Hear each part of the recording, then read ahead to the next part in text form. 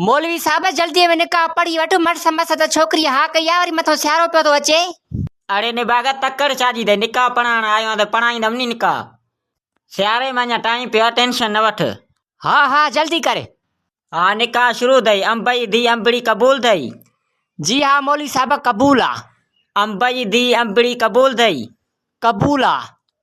अंब जी धी अंबड़ी कबूल थई। कबूल आ। तोखे त छोकरी कबूल हाणे मां छोकरी पुछी तूं कबूल आईंस या न। इते वे मां जल्दी पुछी अचां। छोकरी जूसे जो पुट मूसो एवज 2 तोला सोन कबूल थई। न मौलवी साहब कबूल कोने। जूसे जो पुट मूसो एवज 2 तोला सोन कबूल थई। न मौलवी साहब। जूसे जो पुट मूसो एवज 2 तोला सोन कबूल थई। न मौलवी साहब। छोकरी छो कोन थी कबूल करी त छा मसलो आ। मौलवी साहब मूंखे छिपी वणे ई कोन थो मरी मालिक ज़ोरी शादी था हुन सां कराइनि। छोकरी ॾे हवाल भला मां वणाई थो भला मूंसां शादी कंदीअ। जी हाँ मौलवी साहब तूं मूंखे वणी थो मां तोसां शादी करण लाइ तयार आहियां। त पोइ वेही हिते शादी करी हल त हलूं भॼी।